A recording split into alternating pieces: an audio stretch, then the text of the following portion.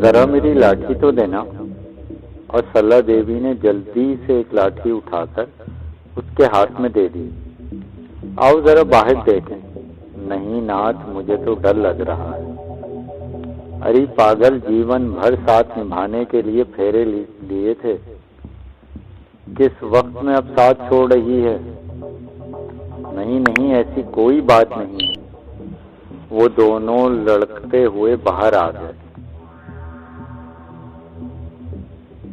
कोनों खुदरों में देखा, पूरे सहन में देखा और भट्टे के पास भी झांका।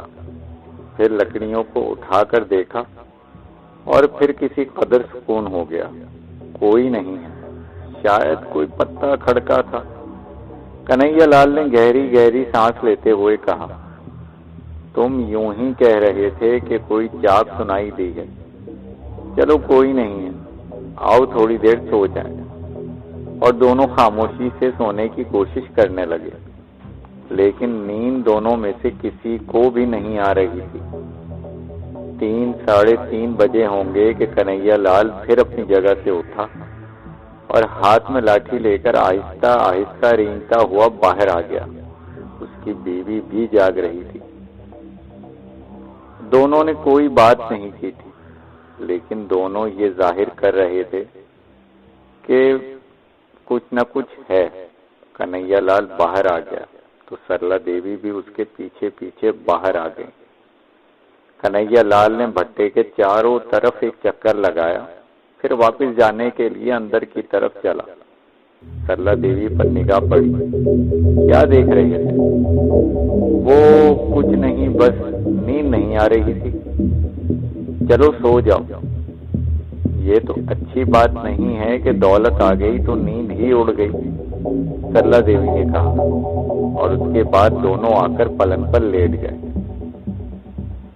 वो दोनों रात की एक एक घड़ी गिनते रहे, फिर सुबह हो गई।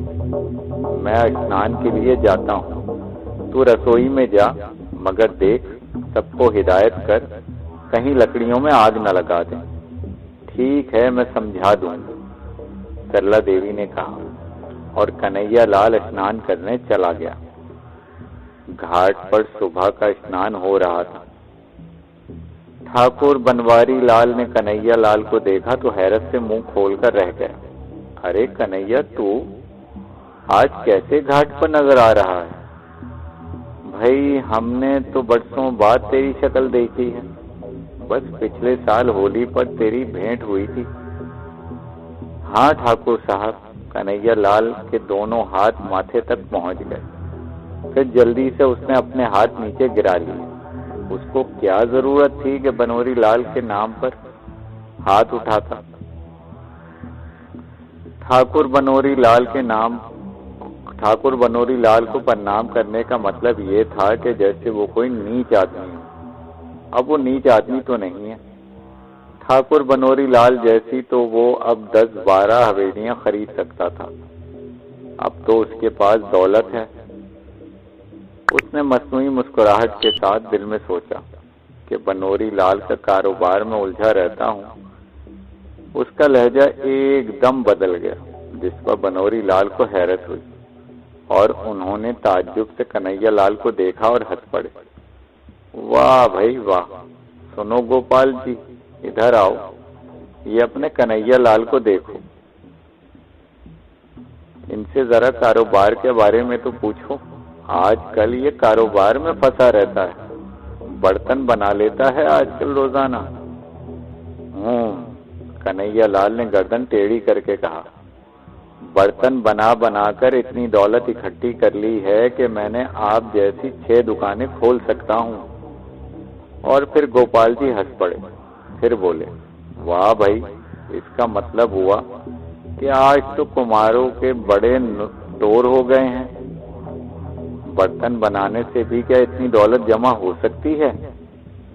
मगर उसका लहजा तो देखो गोपाल जी, लग रहा है जैसे गांव का मुखिया हो गया है।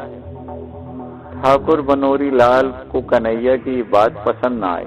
भला एक मामूली कुम्हार और उन्हें इस तरह से बात करे। ठाकुर साहब के बजाय उन्हें बनोरी लाल कहकर पुकारे। अजीब बात थी। ठाकुर साहब ने कड़ी निगाहों से उसे देखा और गोपाल जी के साथ बातें करने लगे। दूसरी तरफ कन्हैया लाल नहाते हुए सोच रहा था कि ठाकुर बनोरी लाल होंगे अपने घर के। क्या है, बस एक दुकान ही तो है उनके पास। मैं चाहूं तो उस जैसी 10 दुकानें बनवा सकता हूँ। अरे कन्हैया, आज घाट पर कैसे आ गया? तू तो होली दिवाली पर ही घाट पे आता था। किसी और शनासा ने कहा। वो भी बर्तन बेचता हुआ। दूसरे ने लुकमा दिया। चोरी करता तो नजर नहीं आता, डाके डालते तो नजर नहीं आता। मेहनत करता हूँ, अमीर हो गया हूँ। तुम लोग क्यों जल रहे हो आखिर? कन्हैया लाल बिगड़ कर बोला और वो शनासा भी हैरान रह गया। कन्हैया लाल तो बड़ा ही नर्म तबीयत का इंसान था। उसने कभी किसी से तल्ख लहजे में बात नहीं की थी। ये इसे क्या हो गया? क्या देख रहे हो मुझे? क्या मैंने दौलत की कोई बात कर दी है? कन्हैया लाल ने खौफजदा लहजे में पूछा। फिर तो ऐसी बातें क्यों कर रहा है? हाँ, बस मेरी तबीयत कुछ ठीक नहीं है। रात भर नींद नहीं आई। धड़का लगा रहा कि लकड़ियों में आग न लगा दे कोई। लकड़ियों में आग लगा दे? मेरा मतलब है कोई। अरे नहीं भट्टी, मेरा मतलब कुछ नहीं। मैं चलता हूँ, कन्हैया लाल ने कहा और तेजी से वापस पलट गया। उसने ठीक से स्नान भी नहीं किया था। दूसरी तरफ कन्हैया लाल को जानने वाला उसके बारे में चहमा गोइयां करने लगा। तुमने देखा राम, कन्हैया लाल कैसी बातें कर रहा था। कुछ हो गया है बेचारे को। हे राम, 6 बेटियों का गरीब बाप है। जवान बेटियों का बोझ कमर तोड़ देता है। मुझे यूं लगता है जैसे परेशानियों ने इसके हवास छीन लिए हों। ऐसा ही लगता है। किसी के बारे में बात कर रहे हो राम सहाय? ठाकुर साहब, बेचारे कन्हैया लाल का दिमाग उलट गया है। बहकी बहकी बातें कर रहा है। अभी आधा स्नान करके भाग गया।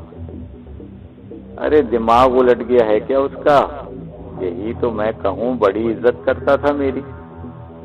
फिर तो अफसोस की बात है। अब बेचारे का गुजर कैसे होगा? ठाकुर साहब ने कहा और सब लोग इस बात पर हैरत करने लगे। इतनी जल्दी आ गए शक्ति के पिता? सरला देवी ने कन्हैया लाल को देखते हुए कहा। हाँ री, यूं लग रहा है जैसे सबको हमारे बारे में मालूम हो गया। तू नहीं समझती, लोगों में ज्यादा बैठना उठना अच्छा नहीं होता। सब ताड़ जाते हैं ससुरे। पर मैं भी बेवकूफ नहीं हूँ। ला भोजन ला, जल्दी से, बड़े जोर की भूख लग रही है।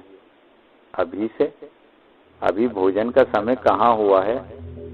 लड़कियों को जगाती हूँ। सुनो, अब मुझसे ये चक्की नहीं पीसी जाती। कोई उपाय कर लो। कर लेंगे, एक चक्की लगवा लेंगे आटा पीसने की, जो बिजली से चलती है, कन्हैया लाल ने कहा। आटा पीसोगे क्या बस्ती भर का? तुम्हारा तो दिमाग खराब हो गया है शक्ति के पिता। अच्छा बकबक मत कर, रसोई में जा, कुछ पका कर ला, कन्हैया लाल ने कहा। और सरला देवी कराहती हुई रसोई की तरफ बढ़ गई। दर हकीकत उन्हें एहसास हो रहा था कि सारी जिंदगी उन्होंने शदीद मेहनत की थी। सारे हाथ खराब हो गए थे। कभी ये रुई की तरह नरम थे, लेकिन अब तो ये घोड़े की मालिश करने वाले खुरदुरे हाथ बन गए थे। रसोई में भोजन बनाते हुए वो सारी जिंदगी अपने साथ होने वाली नाइंसाफियों के बारे में सोचती रही। फिर उन्होंने उस वक्त चंद फैसले किए। उस वक्त कन्हैया लाल भोजन कर रहा था जब किसी ने दरवाजे पर दस्तक दी। सरला देवी दरवाजे पर चली गई। बाहर राम सहाय खड़े हुए थे। जयराम जी की भाभी जी, कन्हैया घर में है राम भैया, बुलाऊं? भोजन कर रहे हैं। तबीयत तो ठीक है उसकी? हाँ ठीक है बिल्कुल। सुबह वो स्नान करने गया था। तो फिर क्या हुआ? मेरा मतलब है वो काम पर नहीं गया। कोई बात है राम साहब जी? काम पर कब से नहीं जा रहा? तुम तो बहुत परेशान हो गई होगी भाभी। मैं परेशान हूँ ना हूँ, तुम्हें इससे क्या परेशानी? देवी जी किसी कदर बिगड़ गई। मेरा मतलब है घर का खर्च कैसे चल रहा होगा? भीख मांगकर चला रहे हैं खर्च। मैं कहती हूँ लोग दूसरों को क्या समझते हैं, खुद क्या औकात है तुम्हारी? ए लो वाह, आज कन्हैया लाल ने बर्तन नहीं बनाए तो सबको फिक्र हो गई। अरे तुम जैसों को खरीद कर फेंक देंगे हम, टटपूंजिए कहीं के। देवी ने धाड़ से दरवाजा बंद कर दिया और राम साहब जल्दी से पीछे को हट गए। वहां से पलटते हुए उसने सोचा, भगवान रहम करे, सारे घर की हालत एक जैसी हो गई। कन्हैया लाल ही नहीं, देवी जी का भी दिमाग खराब हो गया। ठाकुर बनोरी लाल बेचारे दिल में दया जगाकर वापस चले गए। बरसों से कन्हैया लाल को इस गांव में रहता हुआ देख रहे थे। सीधा साधा कुम्हार, किसी के ना लेने में ना देने में, सबसे झुककर मिलने वाला। परेशानियों में दिमाग उलट गया बेचारे का। उसने बिगड़ने के बजाय उस वक्त उससे हमदर्दी की सोची। 20 रुपए लेकर पहुंचे थे कन्हैया लाल के घर पर। दरवाजा देवी जी ने ही खोला। कैसी है तू सरला, क्या हाल है तेरा? उन्होंने ठाकुर की तरफ देखा और पूछा, कैसे आए ठाकुर जी? सरला देवी जो जीवन भर ऐसे ही तखातुब की आदी थी, उस वक्त इसी अंदाज को बर्दाश्त ना कर सकी। बस ये मालूम करके दुख हुआ कि कन्हैया लाल का दिमाग उलट गया है। मैं लोगों की परेशानी जानता हूँ। बेचारा दिन रात मेहनत करता है, मिलता क्या है उसे? ले 20 रुपए रख ले, काम आएंगे। वैद्य जी से दवा ले आना। ठाकुर साहब ने 20 रुपए सरला देवी के हाथ पे रख दिए और सरला देवी आग बगुला हो गई। जरा 1 मिनट ठहरो ठाकुर जी। वो रुपए लेकर अंदर आ गई और अपने संदूक से 40 रुपए निकालकर बाहर आई और ठाकुर साहब के 20 रुपए उसमें मिलाकर उनके मुंह पर दे मारे। ये लो ठाकुर जी, अब ये 60 रुपए हो गए हैं। भिखारी समझते हो हमें? हमने बुरे वक्त में भी किसी से कुछ नहीं लिया। क्या समझते हो तुम? ये लो, जाओ ठाकुर जी, तुम्हारे घर को देखकर लगता है जैसे तुम्हारे घर में भूत। चूना करा लेना इन पैसों का। अरे वाह, आए साहूकार कहीं के। सरला देवी ने दरवाजा फिर उसी कुव्वत से बंद कर दिया। ठाकुर बनोरी लाल के तासुरात भी राम साहब से मुख्तलिफ नहीं थे। उन्होंने दूसरों से कहा, अपने अपने शनासाओं से सरला देवी की पड़ोसन और उसके सहेली विद्या ने भी कहा, मैं जानू हूँ उस घराने की विपदा। क्यों, क्या हुआ? उसके पति ने पूछा। कन्हैया लाल की 6 बेटियां हैं। हाँ हैं। 7वीं लड़की उसे कहीं रोती हुई मिली थी। दया का मारा उसे उठा लाया। जंगलों में भूत चुड़ैले ही मिलती हैं, वो भी कोई ऐसी ही है। सरला खुद मेरे पास आई थी और डर रही थी। मैंने उसे पंडित राम स्वरूप के पास भेजा था। फिर क्या हुआ? फिर तो मालूम नहीं, पर मेरी मानो ये सब कुछ उसी वजह से हुआ है। जरूर उस चुड़ैल ने उस घर में डेरा डाल लिया है। ये कहानी भी चंद घंटों के अंदर अंदर मशहूर हो गई। दिन गुजर गया। दोनों पति पत्नी एक कोने में घुसे बैठे रहे। लड़कियां भी परेशान थी। बचपन से होश संभालने के बाद से अब तक उन्होंने कन्हैया को घर बैठे नहीं देखा था। पर आज क्या हुआ? शक्ति सबसे बड़ी थी, वो पूछ बैठी, क्या बात है माता जी? आज पिताजी मेले में क्यों नहीं गए? क्या मतलब है तेरा? तू क्यों पूछ रही है? बोल हथियारी। क्या भट्टे के पास चली गई थी? भट्टे के पास? खबरदार, कहीं उधर कदम ना रखना। भट्टे में आग जलाने की जरूरत नहीं है, और तेरे पिता घर में हैं तो तुझे क्या। चल भाग मुर्दार। आस्तीन की सांप कहीं की, जाती है कि उठाऊं जूती? सरला देवी ने कहा, और शक्ति उन्हें ताज्जुब से देखने लगी। वहां से आगे बढ़ गई। उस वक्त सरला देवी के बिगड़ने की वजह उसकी समझ में नहीं आ रही थी। रात हो गई, लेकिन ज्यों ज्यों रात हो रही थी, कन्हैया लाल का खौफ बढ़ता जा रहा था। उसे खतरा था रात को कोई घर में न घुस आए। इतनी बड़ी दौलत का मामला था, कोई मामूली बात नहीं थी। दूसरी रात भी नहीं सोया, इसलिए सर में दर्द हो रहा था। उसने सरला देवी से कहा, यूं कर शक्ति की माँ, मेरा पलंग बाहर बिछा दे, भट्टे के पास। क्यों? बस वहीं सोऊंगा, तू समझा कर। ये संसार बड़ा पापी है, न जाने कौन घर में घुस आए। पर नाथ, मुझे डर जो लगेगा रात को। डर लगेगा? मेरे सामने ज्यादा बनने की कोशिश मत किया कर। और फिर अपनी बेटियां आफत की परकाला जो हैं, सुबह से एक न एक पट्टे के गिर्द चक्कर लगा रही है। बस मैं भी ताड़ रहा हूं उन्हें। क्या सुबह हो गया है उन्हें? लगता तो नहीं है, और ना ही मैंने ऐसी कोई बात की है। खैर, तू मेरा पलंग बाहर बिछा दे, और ओढ़ने के लिए चादर भी मुझे दे दे। सरला ने सब इंतजामात कर दिए, और कन्हैया लाल भट्टे के पास अपना पलंग लगाकर लेट गया। सरला देवी कमरे में थी, और उनके जहन में बेशुमार ख्यालात रक्सा थे। जब भी उनके जहन में चंपा का ख्याल आता तो पूरे बदन में थरथरी दौड़ जाती। लेकिन उन्होंने सोचा कि खुद को संभालना चाहिए। इसकी वजह से तो ये काम बना है। इतनी बड़ी माया उसी की वजह से तो मिली है। हाय राम, कैसे उसने इतने बड़े सांप को बाहर निकाल दिया, वरना माया का सांप कहीं ऐसे हाथ आता है? न जाने वो क्या है। वो सोचती रही। फिर पति का ख्याल आया, जो बाहर लेटा हुआ था, लेकिन इतनी हिम्मत ना हुई थी कि उठकर बाहर चली जाती। तारीकी से उन्हें बहुत डर लगता था। दूसरी तरफ कन्हैया लाल भी ख्यालात की खिचड़ी पका रहा था। उसने हवेली का नक्शा जहन में महफूज कर लिया। हवेली कम से कम राधे श्याम की हवेली से तो बड़ी होनी चाहिए। गो के उसके लिए गांव के मजदूर नाकाफी होंगे। किसी दूसरे गांव से मजदूरों को बुलाना होगा। और हाँ, वहां के लोग ठीक रहेंगे, मगर जगह कौन सी होगी?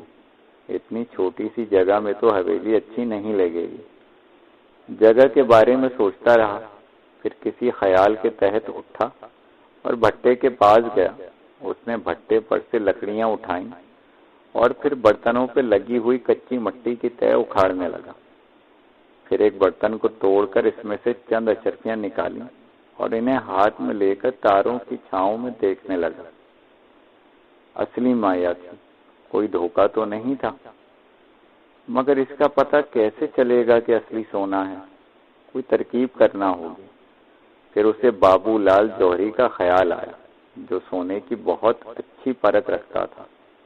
फिर उसने सोचा, क्यों ना बाबूलाल से ही इन अशर्फियों के बारे में बात कर ले। ये बात उसने तय कर ली कि 4 अशर्फियां आटी में लगाएं, कुछ मिट्टी के अंदर रखे हुए टूटे बर्तनों को दुरुस्त किया और लकड़ियां फिर लगा दी और वापस पलटा तो दहशत ज़दा हो गया। उसके पीछे प्रेमा खड़ी थी। पिताजी, ऐसे ही आंख खुल गई थी। आपको काम करते हुए देखा तो आपके पास आ गई। क्या काम करते देखा मुझे? बोल, जल्दी बोल, कन्हैया लाल ने खौफजदा होकर पूछा। भट्टा पका रहे थे ना पिताजी? अरे चल, भट्टे की बच्ची।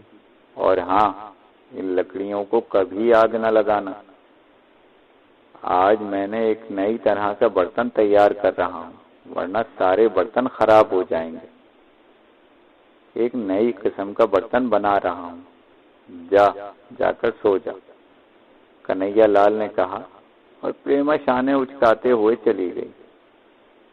वो दिन भर यही सुनती आई थी कि भट्टे के पास ना जाना, भट्टे के पास ना जाना, न जाने भट्टे को क्या हो गया है। वो वापस जाकर चारपाई पर लेट गई। कन्हैया लाल बेचारा आज भी नींद से महरूम रहा। दूसरी सुबह उसकी तबीयत काफी खराब थी। सरला देवी और कन्हैया लाल की परेशानियां बढ़ गई थी। शक्ति की अब समझ में आया कि आजकल पिताजी की तबीयत खराब है, इसलिए ना वो बर्तन बना रहे हैं, ना ही बेचने जा रहे हैं। वह सूरत बड़ी लड़की थी और अपने पिता की इस बीमारी से परेशान थी। चंपा हस्बे मामूल खामोश थी, वो किसी से बात न करती थी। लड़कियों की भी यही ख्वाहिश थी कि किसी न किसी तरह उनसे बोल सकती। दोपहर को किसी कदर कन्हैया लाल की हालत बेहतर हुई। वो नहा धोकर कपड़े पहनकर बाहर निकल गया। अशरफियां भी उसकी आंटी से लगी हुई थी।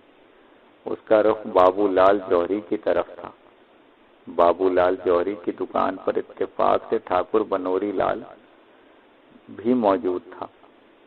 कन्हैया लाल को देखकर वो सब एकदम खामोश हो गए। कन्हैया लाल उनके पास पहुंच गया। क्या हाल है बाबूलाल जी? उसने शहाना अंदाज से कहा। और बनोरी लाल और गोपाल दास ने एक दूसरे को देखा। शायद वो उसके मुतालिक ही बातें कर रहे थे। कन्हैया लाल जो इंतहाई नर्म तबीयत का मालिक था, किसी और अंदाज से ही बात कर रहा था। अपनी सुनाओ कन्हैया लाल, कैसे हो? आजकल कोई काम धंधा नहीं कर रहे? हाँ बनोरी लाल जी, सोचा है, बस काम धंधे में रखा क्या है। थोड़े दिन पहले कन्हैया लाल कुम्हार थे, बस थोड़े दिनों की बात है। तुम लोग मुझे सिर्फ कन्हैया लाल कहोगे। वाह वाह, अच्छी बात कही तुमने। कुम्हार तो तुम अब भी हो, मगर ये बताओ, धंधा नहीं करोगे तो खाओगे कहाँ से? बस भगवान देगा। आप लोग क्या समझते हैं? कन्हैया लाल कुमार आज अपने आप को छुपाए हुए थे। बाबूलाल, तुम्हें नहीं मालूम, मेरे पिताजी इस संसार में क्या छोड़ गए हैं। वो दौलत छोड़ गए हैं। मेरे पास बहुत बड़ी दौलत, लेकिन वो मेरे पास नहीं है। बस मुझे पता चला है वो बाबूलाल, वो अकेले में तुमसे कुछ बात करना चाहता हूँ। कन्हैया लाल को कुछ एहसास हुआ कि उसके मुंह से क्या बात निकल गई है। दौलत का तस्करा फिर हो गया था। ठाकुर साहब यकीनन इसको बर्दाश्त नहीं कर सकते थे। अच्छा, मगर अकेले में क्या बात करोगे? बाबूलाल ने कहा। जो बात करूंगा उसमें तुम्हारा फायदा है। मेरा फायदा? हाँ, बस यूं समझो, मुझे तुमसे इतना जरूरी काम है कि तुम भी खुश हो जाओगे। अच्छा। बाबूलाल ने बनोरी लाल को देखा और बनोरी लाल उठते हुए बोले, तुम कन्हैया कुमार से बातें करो, हम लोग चलते हैं। वो दोनों वहां से उठकर चले गए और बाबूलाल खौफजदा निगाहों से कन्हैया लाल को देखने लगा। ठाकुर लाल अपने आप को बहुत बड़ा आदमी समझते हैं ना, मगर भगवान की सौगंध कुछ भी नहीं है मेरे सामने। मैं चाहूं तो यहाँ एक हवेली बनवा लूं, इतनी बड़ी कि राधे श्याम की हवेली भी उसके सामने ही सा हो। जरूर बनवाओ। कन्हैया लाल, अब जाओगे या कोई राज की बात भी करनी है? अरे नहीं बाबूलाल, न जाने तुम क्यों डर रहे हो मुझसे। ये देखो, मैंने हमेशा अपनी मुट्ठी बंद रखी है। ये देखो मेरे पास, और पुरखों से इसे अपनी कसौटी पर। और कन्हैया लाल ने आटी से 4 अशर्फियां निकालकर बाबूलाल के सामने कर दी। उसकी आंखें हैरत से फटी रह गईं। उसने सोने को परखा, फिर अपने खुश्क होठों पर जबान फेरते हुए बोला, तो क्या सचमुच तुम्हारे पिताजी ने कोई खजाना छोड़ा है तुम्हारे लिए? मैं तुम्हें और कुछ नहीं बताऊंगा, बस ये बताओ क्या दाम दोगे इसके? भैया जो भाव सोने का चल रहा है उसी भाव से ले लो, बस 5-10 रुपए इसमें मेरे हैं। ठीक है, लाओ दो, कन्हैया लाल ने कहा, मगर तुम्हें अंगूठा लगाना होगा एक कागज पर। माफ करना भैया, जमाना ऐसा ही है आजकल। लोग ये कहेंगे कि ये सब चोरी का माल था। हाँ हाँ, लगा देंगे अंगूठा, हमारी दौलत है, कन्हैया लाल ने कहा। और उसने 4 अशर्फियों की कीमत अदा कर दी। लेकिन ये बात भी आम ना रह सकी और घर घर उसका चर्चा होने लगा। बस्ती वाले कुछ भी कहते रहते, इन लोगों को इसकी परवाह कब थी। कन्हैया लाल को आहिस्ता आहिस्ता सब्र सुकून आ गया और अपने आप को किसी कदर पुरसुकून करने में कामयाब हो गया। सरला देवी ने भी किसी को कानों कान खबर न होने दी। और जब कन्हैया लाल शहर से वापस आया तो उसके पास नोटों की बड़ी बड़ी गड्डियां थी। वो इस दौलत को छोटा सा हिस्सा शहर बेचकर आया था। जानता था कि बस्ती वाले इसकी कीमत अदा नहीं कर सकेंगे। थोड़े अरसे के बाद जब कन्हैया लाल निकलने वाली जमीन खरीद ली तो राधे श्याम को भी तशवीश पैदा हुई। जमीन खरीदी गई थी, जो कि सरकारी जमीन थी, इसलिए पता नहीं चल सका कि कितने में ली है और इसकी अदायगी किस तरह हुई है। दूसरी बस्तियों से मजदूर आए और कन्हैया लाल की हवेली बनना शुरू हो गई। बिलाखिर हवेली की तामीर हो गई। लाल जड़वाए थे कन्हैया लाल ने इसमें। राधे श्याम ने इस तरफ से गुजरना छोड़ दिया। बस्ती वालों के लिए कन्हैया लाल एक माखूकुल फितरत हस्ती बन गया था, जिसने न जाने कहां से इतनी माया हासिल कर ली थी। जो कोई भी इस हवेली को देखता अंगुष्ठ बदनदार रह जाता और तरह तरह की खबरें उड़ती रहती उसके बारे में। फिर कन्हैया लाल ने गांव के लोगों को दावत दी, भाइयों, मैं अपनी हवेली में शिफ्ट हो रहा हूं। मैं चाहता हूं कि पहले यहाँ भगवान की गीता का पाठ हो, इसके बाद मैं हवेली में अपने बच्चों के साथ जाऊं। इसलिए मंगल के रोज आप सब लोगों कथा में हिस्सा लें और मेरे साथ भोजन करें। मंगल के रोज हवेली में रौनक देखने के काबिल थी। पूरी हवेली में रोशनी ही रोशनी थी।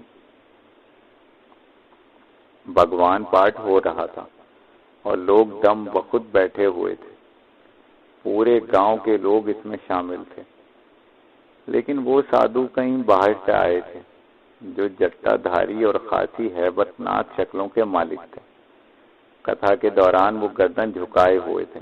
फिर जब कथा खत्म हुई तो वो दोनों अपनी जगह से उठ खड़े हुए थे। गांव के लोगों गीता का पाठ खत्म हो गया, परंतु कटना आन पड़ी है सब पर। ये भोजन जो अब तुम करोगे नापाक है। लोग हैरान रह गए। आप क्या कह रहे हैं महाराज? किसने कहा? ये दूसरी कथा है भाइयों, सुनो। कन्हैया लाल की माया एक मलीज कन्या की देन है। कन्हैया लाल ने एक मुसलमान लड़की को हिंदू बनाकर पाल रखा है। वो लड़की मुसलमान है और कन्हैया लाल खुद धोखे में है। कौन लड़की महाराज? वो जो तुम्हारी बेटियों से अलग है, जो तुम्हारी अपनी नहीं है। चंपा? कन्हैया लाल हैरत से बोले। फिर दफतन उनकी आंखें सुर्ख हो गईं और उसने कर्क लहजे में कहा, ये होना था भाइयों, ये होना था। मेरे दुश्मन मुझसे खुश तो ना थे। अरे हाँ, इन्हें ये बात कहाँ पसंद आती कि सब कुछ चैन से हो जाए। ये शरारत है किसी की। ये साधु झूठे हैं। वो वसीले अंदाज में साधुओं को घूरने लगा। जाओ कन्हैया लाल, जरा उस कन्या को ले आओ, सबके सामने गंगा जल पिलाओ, और अगर वो खुशी से जो गंगा जल पी ले तो हमारी बात दुरुस्त हो गई। अभी लाता हूं मैं उसे। अगर तुम्हारी साजिश नाकाम ना कर दूं तो कन्हैया लाल नाम नहीं मेरा। कन्हैया लाल अंदर चले गए। तमाम औरतें कथा सुनने में मसरूफ थीं। सरला देवी और शक्ति और दूसरी लड़कियां भी वहां मौजूद थीं। चंपा कहाँ है? कन्हैया लाल ने पूछा। अभी तो यहीं थी, अंदर किसी कमरे में होगी, शक्ति ने बताया। कन्हैया लाल उनसे कुछ कहे बगैर अंदर चला गया। उसने मुख्तलिफ कमरों में तलाश किया, फिर एक कमरे में देख लिया। चंपा दीवार की तरफ पुष्ट किए बैठी थी। चंपा, चंपा जरा चल तो मेरे साथ।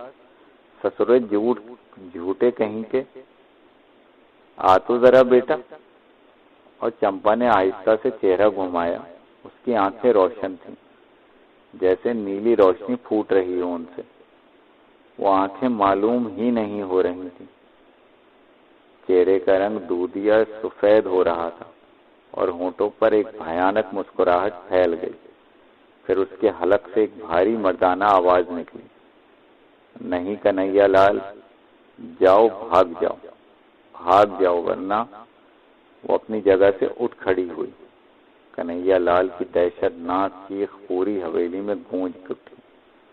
उसके बाद वो अपने हवासों पर काबू नहीं रख सका और बाहर भाग गया। उसकी समझ में नहीं आ रहा था कि ये क्या हो गया। बहरतौर बहुत देर तक वो बाहर घूमता रहा, किसी से दिल की बात भी न कह सकता था। फिर होशो हवास दुरुस्त हुए तो एक दरख्त की छांव में बैठकर उसने गौर करना शुरू कर दिया। बेचारी सरला देवी तो बहुत पहले से न जाने क्या क्या बातें कहती थी। एहसास खुद कन्हैया लाल को भी था, लेकिन उसने इतना कभी गौर किया ही न था। और फिर जिस तरह उसके लिए भगवान साबित हुई थी, तो उसके सोचने समझने की कुव्वतें भी छिन गई थी। लेकिन अब क्या हुआ और अब क्या होगा? कन्हैया लाल बीवी को दिल की बात नहीं बताना चाहता था। उसकी हालत और ज्यादा खराब हो जाएगी। चुनाचे अपने आप को संभालने लगा। घर में दाखिल होते हुए अब उसे खौफ महसूस हो रहा था, और उधर पंचायत में ये बात तय पा गई थी कि वो लड़की को पंचायत में लाकर गंगा जल पिलाएगा। वो कभी तैयार नहीं होगी। और फिर जिस तरह उसकी आवाज उभरी और जैसे उसने कहा, वो तो बड़ी ही खौफनाक थी। जब बहुत वक्त गुजर गया और उसे एहसास हुआ कि अब गड़बड़ हो जाएगी, तो डरते डरते घर में दाखिल हुआ। सरला देवी बाहर ही थी। लड़कियां अपने कामों में मसरूफ थीं। उसने इधर उधर देखा और उसे तलाश करने लगा। कुछ भी था, कोई ना कोई काम तो करना था, लेकिन लड़की वहां मौजूद नहीं थी। फिर तो कन्हैया लाल ने पूरे घर की तलाशी ले डाली, लेकिन वो उसे नजर नहीं आई। ऐसा होता नहीं था। वो सरला देवी के पास पहुंच गया। चंपा कहाँ है? उसने सवाल किया। वो सरला देवी गर्दन उठाकर उसे देखने लगी। तुम्हारे साथ नहीं गई? मेरे साथ? तुम्हारे साथ ही तो गई थी। अरे पागल हो गई है क्या? मैं तो अकेला ही घर से भागा था, कन्हैया लाल ने कहा। भागे थे? मेरा मतलब है मैं अकेला ही तो गया था, वो मेरे साथ किधर गई थी? और अब मैं पूरे घर में देख चुका हूँ, घर में तो मौजूद नहीं है। तो फिर कहाँ गई? सरला देवी ने चौंक कर कहा। बहुत वक्त गुजर चुका था। इंसान जानवर भी पालता है तो उससे मोहब्बत हो जाती है। हरचंद के सरला देवी जानती थी कि ये लड़की बेहद पुरस्कार है, लेकिन उसके बावजूद बहर तौर उसे उससे मोहब्बत हो गई थी। और कुछ भी सही, लेकिन चंपा का अपना एक मुकाम था। सरला देवी उठ खड़ी हुई। तो फिर कहाँ गई? देखो कहीं बाहर ना निकल गई हो। तुम देखो, मैं घर में देखती हूँ, कहीं किसी जगह छुपकर सो न गई हो। कन्हैया लाल बाहर निकल गया। और सल्ला देवी घर का कोना कोना छान मारने लगी, लेकिन चंपा का कहीं पता नहीं था। उधर कन्हैया लाल ने भी दूर दूर तक देखा, कई लोगों से चंपा के बारे में मालूमात हासिल की, लेकिन कुछ पता नहीं चला। बहुत परेशान हो गया था वो। आखिरकार फिर घर वापस आ गया। मिली नहीं, बाहर भी नहीं मिली, तो आखिर कहाँ गई भगवान ही जाने। अब क्या होगा, दोनों सोच में डूब गए। लड़कियों ने चंपा के बारे में लाइलमी का इजहार किया था। वो लोग उसे हर जगह तलाश करते रहे, लेकिन कहीं भी उसका पता नहीं चला। कन्हैया लाल इस बात को तो भूल ही गया कि इन दोनों बदमाश साधुओं ने इस सिलसिले में क्या कहा था, लेकिन अब उसे चंपा की फिक्र थी। आखिर कहाँ गई। एक बार घर से दोबारा निकला और फिर आधी रात तक चंपा को जगह जगह तलाश करता रहा, ऐसी इमारतों में जो खाली पड़ी थी। बस्ती के बेशुमार लोगों से उसने चंपा के बारे में मालूमात हासिल की, लेकिन कोई पता नहीं चल सका था। घर में भी वापस नहीं आई थी। सारी रात आंखों में कट गई। लड़कियां भी अफसुर्दा थीं और चंपा के बारे में बातें कर रही थीं। यहाँ तक कि दिन निकल आया और वो वक्त आ गया जब कन्हैया लाल को चंपा को लेकर पंचायत पर जाना था। 2 आदमी बुलाने के लिए आ गए। भाग जाओ, तुम्हारा सत्यानाश, वो चली गई। कहाँ? कन्हैया लाल जी, अब मुझे क्या मालूम, झूठ बोल रहे हो तुम। इसका मतलब है कि दोनों साधु ठीक कह रहे थे। झूठ बोल रहा हूं तो बिगाड़ लो तुम जो कुछ भी मेरा बिगाड़ सकते हो। सोच लो कन्हैया जी, हुक्का पानी बंद कर दिया जाएगा तुम्हारा। अरे जाओ, भाड़ में जाओ तुम लोग। 100 बार मेरा हुक्का पानी बंद कर दो। पता नहीं मेरी चंपा कहाँ चली गई। कन्हैया लाल रोने लगा। फिर वो दोनों आदमी वापस चले गए और कुछ वक्त बाद पंचायत की तरफ से कन्हैया लाल के लिए बुलावा आ गया। कन्हैया लाल की आंखें रो रो कर सुर्ख हो रही थीं। वो रोता हुआ पंचायत में पहुंचा और वहां वो दोनों शैतान साधु मौजूद थे। दफतन कन्हैया लाल के दिल में ख्याल आया और वो साधुओं के सामने जाकर उन्हें गौर से देखने लगा। फिर उसने कहा, कहाँ है चंपा? हमसे पूछ रहे हो? सुन लिया है हमने कि तुमने चंपा को गायब कर दिया है। देखो पापियों, तुमने मेरी बच्ची को गायब कर दिया है। अब मैं समझ गया हूँ, तुमने ही उसे कहीं गायब कर दिया है। निकाल दो, नहीं तो मैं देख कन्हैया लाल, कहीं तेरी मौत आई है। हम तेरा वो हश्र करेंगे कि तू याद करेगा। झूठ बोल रहे हैं ये लोग, झूठ बोलते हैं, पापी हैं, हत्यारे हैं। झूठा तू है कन्हैया लाल। अरे पापियों, मैं झूठा हूँ तो तुम मुझे एक बात बताओ, मैंने अगर उसे छुपा दिया है तो क्या उसे जीवन भर अपने घर नहीं लाऊंगा? कहाँ छुपाए रखूंगा उसे मैं? अरे उसे तो अपनी औलाद की तरह पाला है। मगर कन्हैया लाल हुआ क्या? बस गायब हो गई वो। मगर कैसे? पता नहीं, भगवान ही जाने। कन्हैया लाल रोता हुआ बोला। साधु उसका मजाक उड़ाने वाली निगाहों से उसे देखते रहे। फिर उन्होंने सरपंच से कहा, ये सब झूठ बोल रहे हैं, ये समझ रहे हो? सरपंच, ये झूठ बोल रहे हैं। वो लड़की मुसलमान थी और मगर बेवकूफो, वो मुसलमान थी या हिंदू, ये तो बात की बात है। तुम ये बताओ वो गायब कैसे हो गई? गायब हो जाना कोई मुश्किल काम नहीं है, और खास तौर पर उस जैसी लड़की के लिए। दोनों साधु अपनी जगह से खड़े हो गए। तो जरा तुम गायब होकर दिखा दो मुझे, कन्हैया लाल ने कहा, और दोनों साधु हंसने लगे। फिर उन्होंने अपने दोनों हाथ उठाए और चेहरे के गिर्द लपेट लिए, और दूसरे ही लम्हे देखने वालों ने एक अजीब तमाशा देखा। दोनों साधु अपनी जगह से गायब हो गए। ये क्या हुआ? एक ने दूसरे से सवाल किया, लेकिन जवाब किसी के पास ना था। साधुओं का अब दूर दूर तक पता नहीं था। हे भगवान, वो साधु थे या शैतान? सरपंच ने कहा, और एक दूसरे की सूरत देखने लगे।